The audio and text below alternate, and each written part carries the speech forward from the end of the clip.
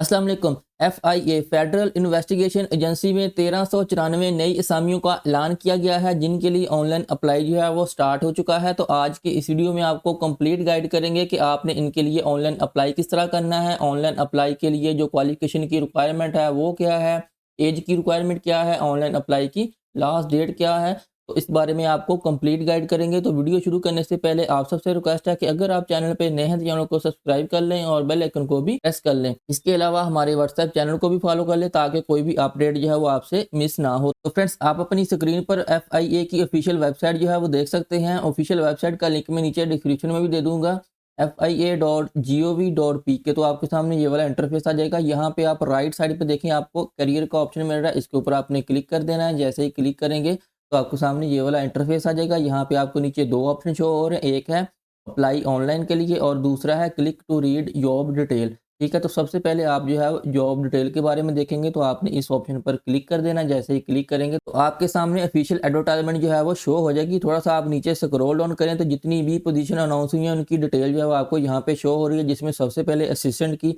21 position जो है वो अनाउंस हुई है और इनके लिए जो एज की लिमिट है वो 18 से 28 साल है। Plus 5 year general age relaxation है और क्वालिफिकेशन जो है वो आपकी ग्रेजुएशन होनी चाहिए। और इसके अलावा थोड़ा सा नीचे आएँ तो यहाँ पे सब इंस्पेक्टर की टोटल जो है वो 94 पोजीशन अनाउंस हुई है। एज की रिक्वायरमेंट इसमें जो है वो 18 से 25 साल है। 5 ईयर जो है वो जनरल एज रिलैक्सेशन है और क्वालिफिकेशन की रिक्वायरमेंट जो है वो सेकंड क्लास और grade C bachelor degree from HEC recognise university. Height जो है उन्होंने मेन के लिए 5 फीट 6 इंच रखी है और वुमेन के लिए उन्होंने 5 फुट 4 इंच रखी हुई है। इसके बाद थोड़ा-सा नीचे आएँ तो यहाँ पे नेक्स्ट है जी स्टेनोटाइपिस्ट, उसकी 47 है। उसके लिए क्वालिफ़िकेशन की रिक्वायरमेंट जो है वो इंटरमीडिएट है और जो आपकी टाइपिंग स्पीड है वो 80 वर्ड पर मिनट शॉर्ट हैंड और 40 वर्ड पर मिनट जो है वो आपकी इंग्लिश की होनी चाहिए। आपको कंप्यूटर वगैरह जो है वो आना चाहिए और एज की रिक्वायरमेंट जो है वो 18 से 25 साल है। फिर इसी तरह जो है वो अपर डिवीज़न क्लर्क उसकी 29 है। उसके लिए क्वालिफ़िकेशन की रिक्वायरमेंट जो है वो इंटरमीडिएट है, एज की रिक्वायरमेंट सेम है। और उन्होंने नीचे लिखा हुआ है कि selected candidate shall have to undertake and qualify 3 week basic IT training course. तो आपने जो है 1 साल के अंदर बेसिक जो है वो आईटी कोर्स आपको करना होगा। और उसके बाद लोअर डिवीजन क्लर्क है, उसके लिए भी सेम रिक्वायरमेंट है लेकिन क्वालिफिकेशन की रिक्वायरमेंट जो है वो मैट्रिक है और टाइपिंग स्पीड जो है वो 30 वर्ड पर मिनट आपकी होनी चाहिए। 64 पोजीशन जो है वो इसके लिए अनाउंस हुई हैं। और उसके बाद थोड़ा सा और नीचे आएँ तो असिस्टेंट सब इंस्पेक्टर की टोटल 117 पोजीशन अनाउंस हुई हैं। क्वालिफिकेशन की रिक्वायरमेंट उन्होंने बैचलर डिग्री रखी हुई है। 18 से 25 साल आपकी एज रिक्वायरमेंट है। और इसके बाद नंबर 7 पे सबसे ज़्यादा पोजीशन जो है वो कांस्टेबल की अनाउंस हुई हैं। टोटल 941 पोजीशन जो है वो अनाउंस हुई हैं। बेसिक स्केल जो है वो 5 होगा। 18 से 25 साल एज रिक्वायरमेंट है। 5 साल जो है वो जनरल एज रिलैक्सेशन हो गए। टोटल जो है वो आपकी 18 से 30 साल जो है वो एज की रिक्वायरमेंट बनती है। ठीक है, मैट्रिक क्वालिफिकेशन है। सेकंड डिवीजन के साथ हाइट जो है वो आपकी 5 फीट 6 इंच है। वुमेन के लिए जो है वो 5 फीट 4 इंच है। और इसी तरह चेस्ट जो है वो 33 से 34.5 इंच जो है वो आपकी होनी चाहिए। और उसके बाद कांस्टेबल ड्राइवर की 39 है। उसके लिए भी क्वालिफिकेशन की रिक्वायरमेंट जो है वो मैट्रिक है और आपके पास जो है वो ड्राइविंग लाइसेंस होना चाहिए। फिर उसके बाद लास्ट पे है जी स्टाफ कार ड्राइवर। ठीक है, उसकी 42 पोजीशन अनाउंस हुई हैं। प्राइमरी क्वालिफिकेशन है, आपके पास लाइसेंस कार का होना चाहिए। 18 से 30 साल जो है वो आपकी एज की रिक्वायरमेंट है।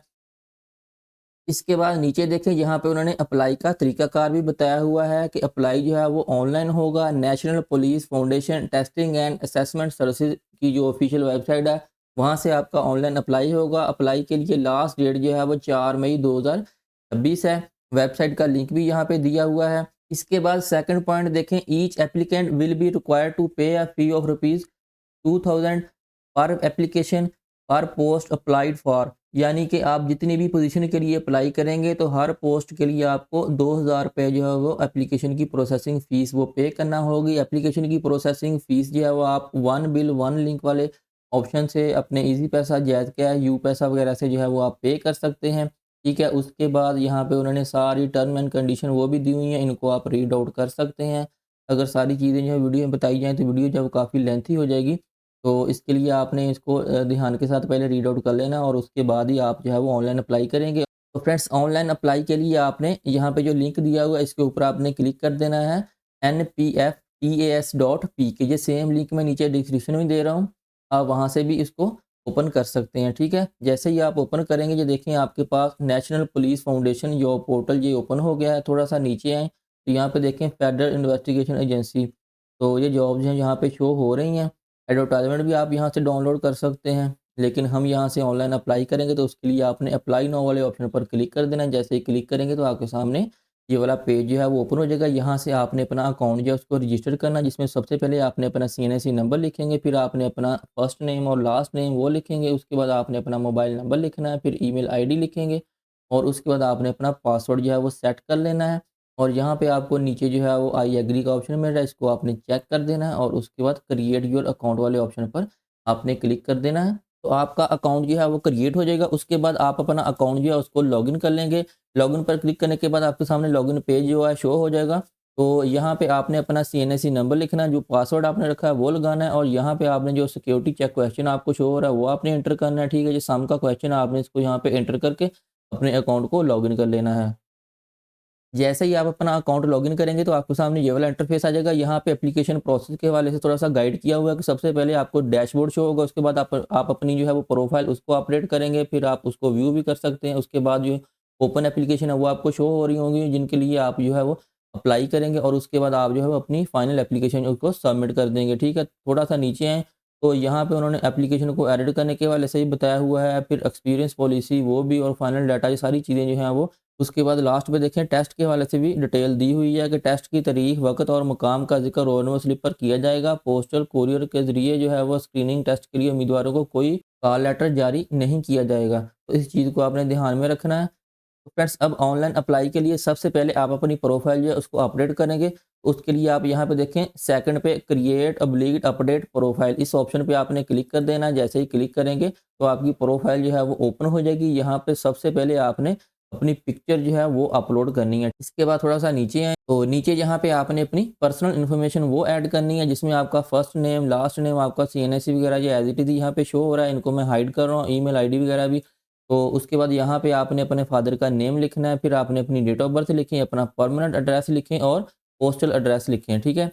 इसके बाद आपने अपना डिस्ट्रिक्ट ऑफ रेजिडेंस, अपना डिस्ट्रिक्ट वो लिखना है। आपका मोबाइल नंबर भी एज इट इज़ शो हो रहा होगा। उसके बाद आपने अगर आपका कोई अल्टरनेट नंबर है वो आप यहाँ पे एंटर कर दें, अपना जेंडर वो सिलेक्ट करें और इसके बाद अगेन जो है वो थोड़ा सा नीचे आएँ।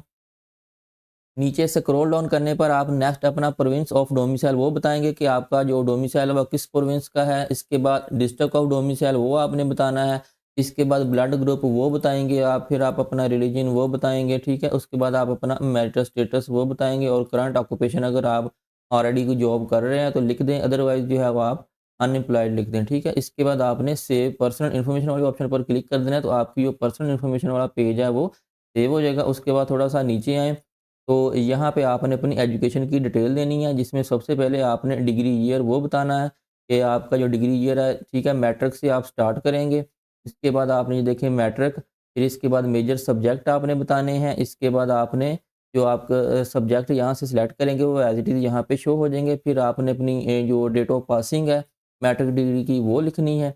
इसके बाद मार्क्स टाइप वो लिखें, जीपीए या परसेंटेज या मार्क्स हैं, ठीक है। तो यहाँ पे मार्क्स आ जाएगा। फिर आपने obtained मार्क्स लिखने हैं, फिर टोटल मार्क्स लिखें और जो आपका बोर्ड या यूनिवर्सिटी जो भी है वो आपने यहाँ से सिलेक्ट करना है। इस तरह आपकी एक इन्फॉर्मेशन जो है वो ऐड हो जाएगी और इसके बाद आपने ऐड मोर वाले ऑप्शन पर क्लिक करके ये वाला डाटा जो है उसको सेव कर लेना है और आपके पास इसी तरह का एक और फॉर्म जो है वो ओपन हो जाएगा, जिसमें आप अपनी इंटरमीडिएट की इन्फॉर्मेशन जो है वो ऐड करेंगे। यहाँ पे ऊपर आप नोट में देख सकते हैं कि आप जो है वो अपनी एकेडमिक इन्फॉर्मेशन जो है वो फॉलोइंग ऑर्डर के साथ आप जो है इंटर करेंगे। जो देखें सबसे पहले आपने अपनी मैट्रिक इंटर करनी है, उसके बाद आपने अपना इंटरमीडिएट की क्वालिफिकेशन इंटर करेंगे, फिर बैचलर, ठीक है। और इसी तरह अगर 16 ईयर आपकी एजुकेशन है, ठीक है, या मास्टर है, तो आप एज इट इज़ जो है इसी तरह इसको फॉलो करते हुए ऐड करेंगे, ठीक है। इसके बाद आप अपनी सारी क्वालिफिकेशन जितनी भी हैं आपकी वन बाई वन आप ऐड करने के बाद आपने सेव एजुकेशन वाले ऑप्शन पर क्लिक करके अपनी सारी एजुकेशन का डाटा जो है उसको आपने सेव कर लेना है। इसके बाद थोड़ा सा नीचे आएँ तो यहाँ पे एक्सपीरियंस डिटेल में भी आपने सबसे पहले बताना है कि गवर्नमेंट जॉब है या प्राइवेट है या सेमी गवर्नमेंट है, जो भी है। अगर आपका एक्सपीरियंस नहीं है तो आपने इसको खाली छोड़ देना, अगर है तो आपने यहाँ पे इसको टाइप करना है, ठीक है। मैं कहता हूँ कि प्राइवेट जॉब है, फिर आपने अपनी ऑर्गेनाइजेशन का नाम वो देना है, अपना जॉब टाइटल वो बताना है, आपने अपनी स्टार्टिंग डेट बतानी है और इसके बाद आपने यहाँ पे अपनी जॉब एंडिंग डेट वो बतानी है। अगर आप अपनी जॉब जो है वो कंटिन्यू वही वाली कर रहे हैं तो आपने यहाँ पे देखें नीचे आपको ऑप्शन मिल रहा है करंटली वर्किंग, आपने इस ऑप्शन को चेक कर देना है, ठीक है।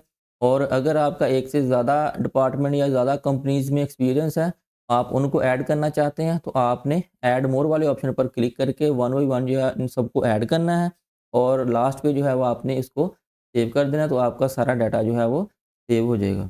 तो आपको यहाँ पे एज रिलैक्सेशन का ऑप्शन मिल रहा है। तो यहाँ पे आप देख सकते हैं कि यहाँ पे उन्होंने कैटेगरीज़ दी हुई हैं एज रिलैक्सेशन के हवाले से। अगर आप किसी भी कैटेगरी में फ़ॉल कर रहे हैं तो आप उसको सिलेक्ट कर लें, अदरवाइज़ यहाँ पे आपको ऑप्शन मिल रहा है नॉट एप्लीकेबल, इस ऑप्शन पे आपने क्लिक करना है। इसके बाद नेक्स्ट आपको ऑप्शन मिल रहा है preferred city for physical and endurance test, तो आपने यहाँ पे अपना प्रेफर्ड सिटी वो बताना है। तो मैं यहाँ पे फैसलाबाद करता हूँ, आपने अपना करीबी जो है वो सिटी आपने यहाँ पे सिलेक्ट कर लेना है। इसके बाद यहाँ पे आपको ये ऑप्शन मिल रहा है, इसको आपने इस तरह चेक कर देना है और उसके बाद आपने अप्लाई वाले ऑप्शन पर क्लिक कर देना है। जैसे ही क्लिक करेंगे तो आपका इस जॉब के लिए अप्लाई हो जाएगा। Your application is pending, please proceed to pay the fees, ठीक है। आपने प्रोसीड अप्लाइड एप्लीकेशन वाले ऑप्शन पर क्लिक कर दें। प्रोसीड पर क्लिक करने के बाद एप्लीकेशन की प्रोसेसिंग फ़ीस के हवाले से आपको इस तरह का चालान जो है वो शो हो जाएगा। 2000 रुपये फ़ीस है एक जॉब पर अप्लाई करने की। आप अगर एक से ज़्यादा पर अप्लाई करते हैं तो हर जॉब के लिए आपको 2000 रुपये अलग से पे करना होंगे।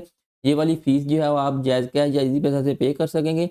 जायज़ कैश या ईज़ी पैसा से आपने वन बिल इनवॉइस ऑप्शन जो है वो उसको क्लिक करके आपने ये वाली पीएस आईडी जो नीचे आपको शो हो रही है इसको आपने एंटर करना है। तो आपको ये नेम से आपको 2000 रुपये जो फ़ीस शो हो जाएगी वो आपने पे कर देनी है। फ़ीस पे करने के बाद आप सबमिटेड एप्लीकेशन वाले ऑप्शन पे आ जाएँगे तो यहाँ पे आपको ये वाला इंटरफ़ेस आएगा। यहाँ पे आपने जितनी भी पोस्ट के लिए अप्लाई किया हुआ होगा उनकी लिस्ट जो है वो आपको यहाँ पे शो हो रहेगी। एप्लीकेशन का स्टेटस वो भी शो हो रहा है, पेंडिंग आ रहा है, ठीक है। पेमेंट स्टेटस वो भी अनपेड आ रहा है क्योंकि मैंने अभी जो है फ़ीस पे नहीं की। जब आप अपनी फ़ीस पे कर लेंगे तो आपका स्टेटस या पेमेंट का यहाँ पे पेड आ जाएगा, ठीक है। उसके बाद अगर आपसे कोई प्रोफ़ाइल में मिस्टेक हो गई है, आप उसको अपडेट करना चाहते हैं तो आप लास्ट डेट से पहले जो है अपनी प्रोफ़ाइल को अपडेट कर सकते हैं। तो उसके लिए यहाँ पे आपको ऑप्शन मिल रहा है अपडेट एप्लीकेशन प्रोफ़ाइल, इस ऑप्शन पे आप क्लिक करके अपनी प्रोफ़ाइल जो है उसको अपडेट कर सकते हैं। तो फ्रेंड्स आज की वीडियो में इतना ही, उम्मीद करता हूँ आज की वीडियो आपको पसंद आई होगी और इसको फ़ॉलो करते हुए आप आसानी के साथ एफआईए की जो जॉब्स आई हैं उनमें अप्लाई कर सकेंगे। तो मिलते हैं नेक्स्ट वीडियो में नई अपडेट के साथ, तब तक के लिए अल्लाह हाफ़िज़।